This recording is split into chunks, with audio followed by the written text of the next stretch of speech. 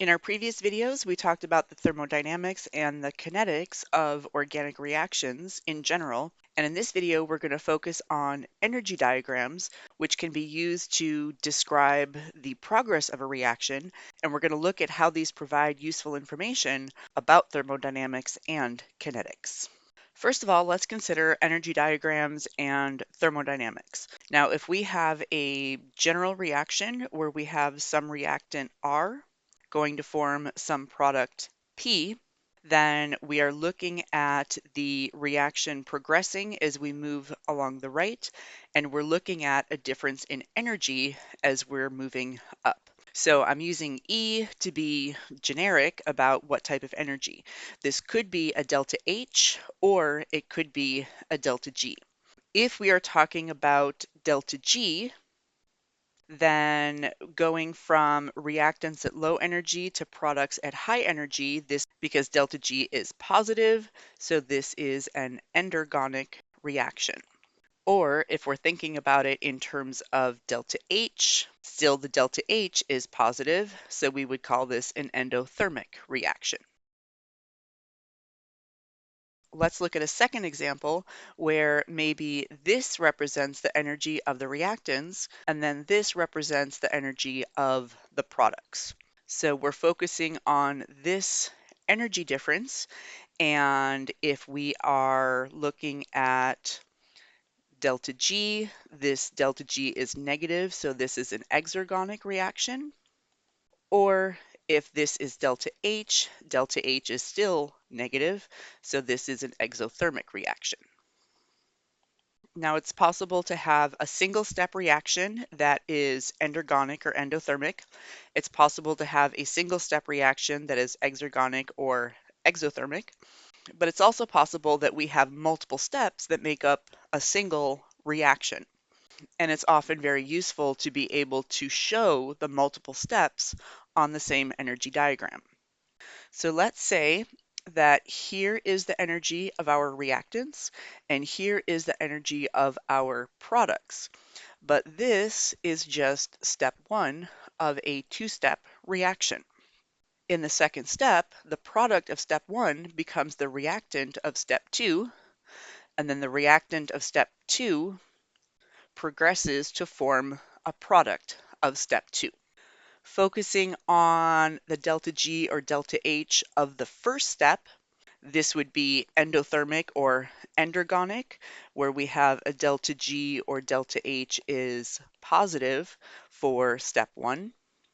And then this would be step two, where this is the energy difference that we are looking at.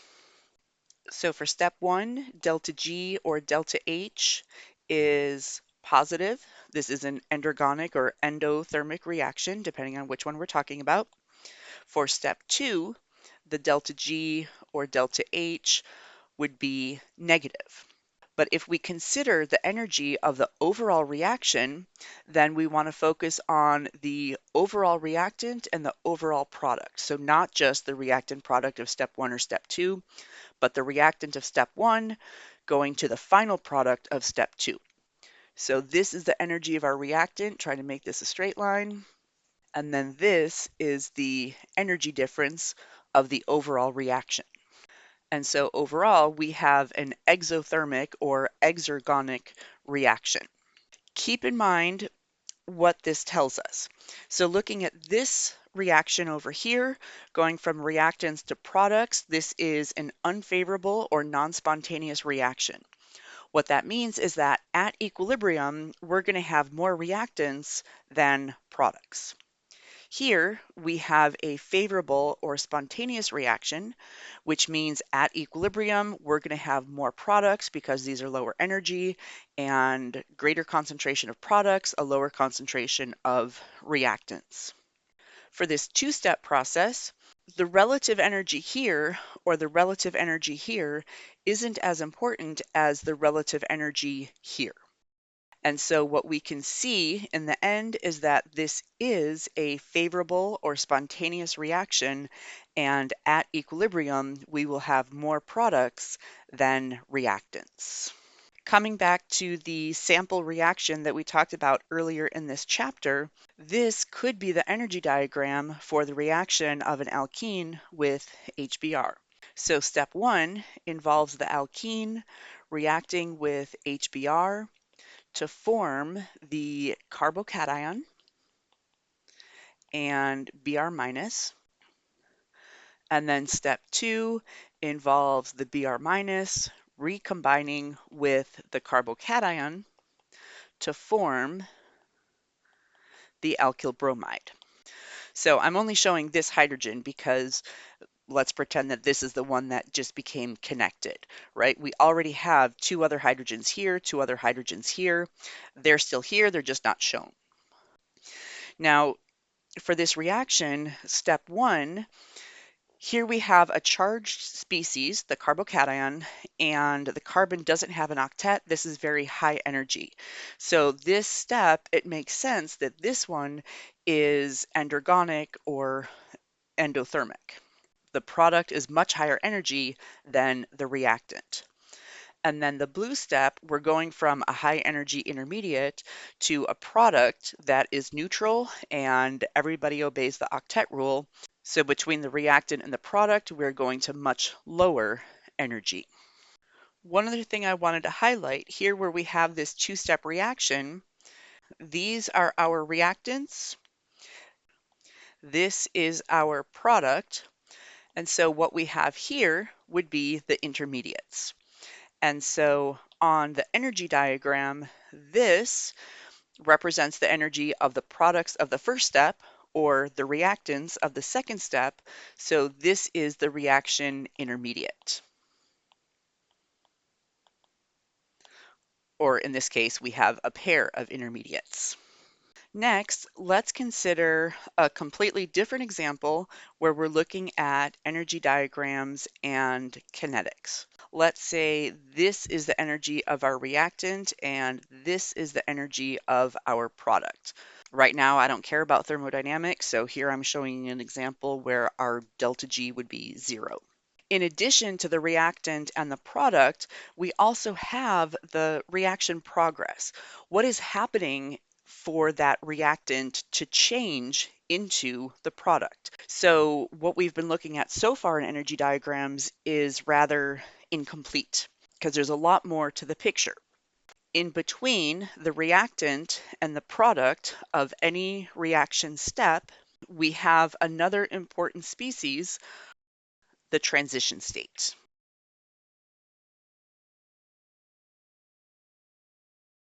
And if we think about the progress of the reaction, we are going from a reactant at a particular energy. There is an increase in energy as molecules are bumping into each other, bonds are stretching, forming, breaking.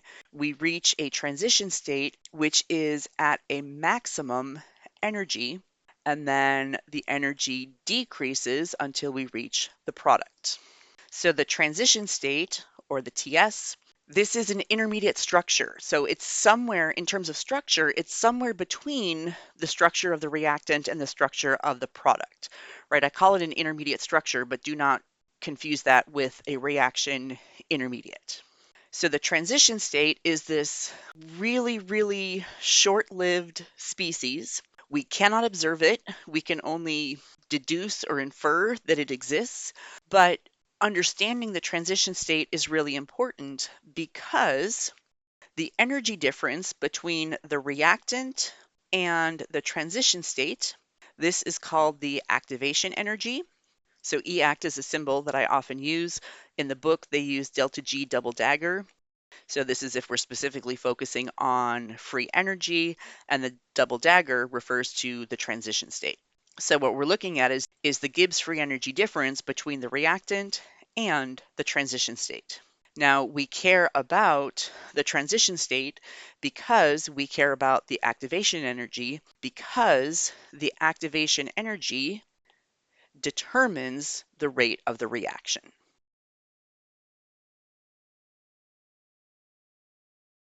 So notice, up here, we talked about thermodynamics. Thermodynamics gives us information on the relative energies of the reactants and the products, and that gives us information on the concentrations of the reactants versus the products at equilibrium. The kinetics have no impact on the thermodynamics. When we're talking about kinetics, the focus is on the transition state and the activation energy, which determines the rate of the reaction. So the rate of the reaction depends on the reactant and the transition state. It has no impact or no dependence on the relative energies of the reactant compared to the products. So kinetics are independent of thermodynamics. Thermodynamics are independent of kinetics. Now, here we have a few different examples of energy diagrams for different reactions. If we compare, first of all, A and B, looking at the reactant compared to the product, we see that the product is lower energy. So this is the delta G of the overall reaction, and this delta G is negative, which means this is a favorable or spontaneous reaction, which means at equilibrium, we have more products than reactants. Looking at B, once again, reactant to product, the products are lower energy, so our delta G is negative. And this is another favorable or spontaneous reaction where at equilibrium, we're going to have more products than reactants. But the thermodynamics is only part of the picture. We should also take a look at the transition state. So looking at the transition state in A compared to the transition state in B, we have a significant difference. Difference in energy between the reactant and the transition state in reaction A, this is what we care about, right? This energy difference, this is the activation energy. Because the activation energy is small, this reaction is going to be fast. I drew the blue arrow. This is what they represent here with the delta G double dagger. This is the activation energy. In B, going from our reactant to our transition state, the blue arrow again represents the activation energy. So the delta G double dagger, this is the activation energy. So because this reaction has a much larger activation energy than this one does, it will be relatively slow. So kinetics and thermodynamics are independent. We can have a reaction that is favorable or spontaneous. It's a reaction where products are favored, but there can be a significant difference in the speed of the reaction.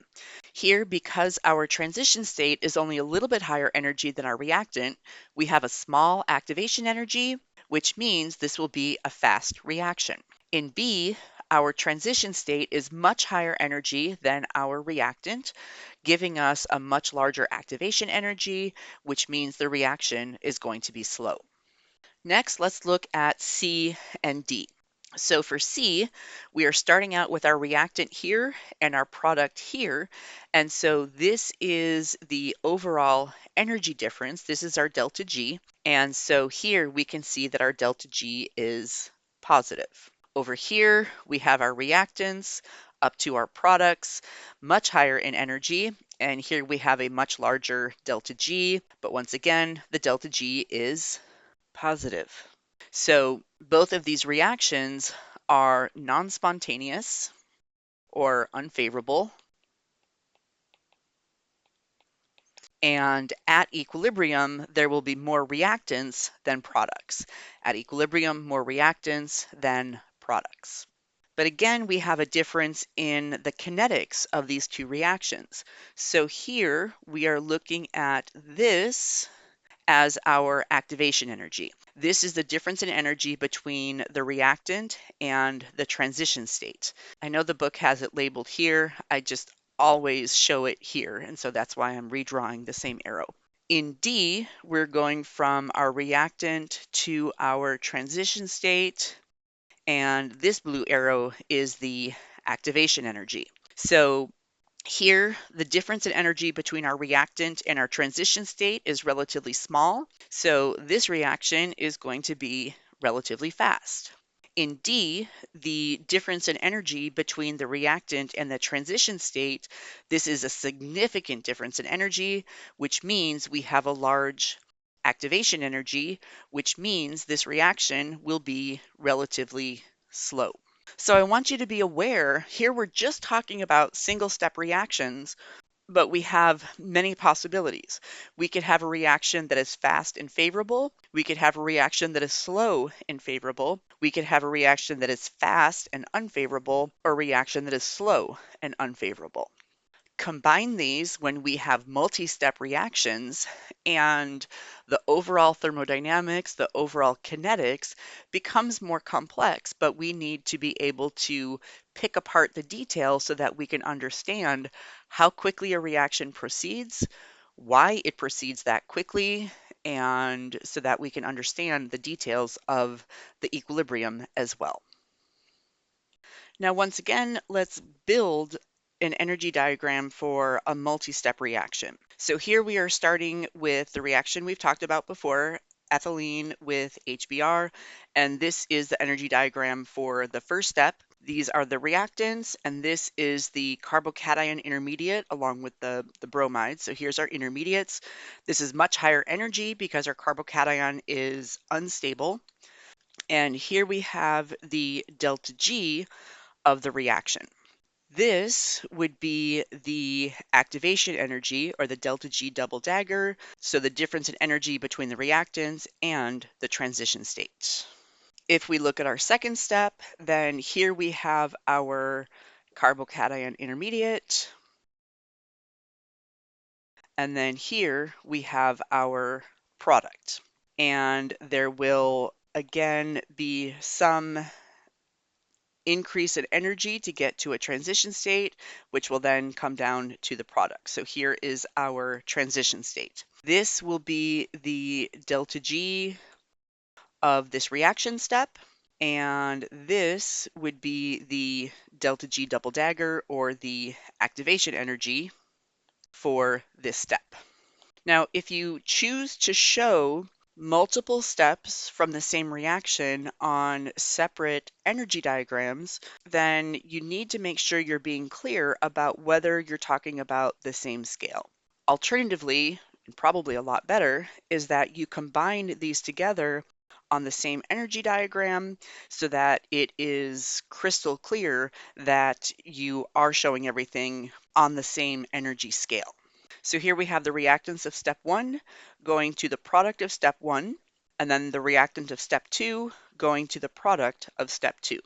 So reactant, transition state, product of step 1. So all the way from the reactant of step 1 to the product of step 1, this whole thing is step 1. And then here we have step 2. This is the reactant of step 2, the transition state of step 2, and the product of step 2. So this is the activation energy for step 1, and this is the activation energy for step 2. We can see that the activation energy for step 1 is much larger than the activation energy for step 2. So this tells us that step 1 is the rate determining step. So how quickly this reaction proceeds, how slowly this one proceeds, really doesn't matter, because the overall rate of the reaction will be determined by this activation energy. So the kinetics, the rate of the reaction, are determined by this step. The thermodynamics, the favorability, is determined by this energy difference between the overall reactant and the overall product.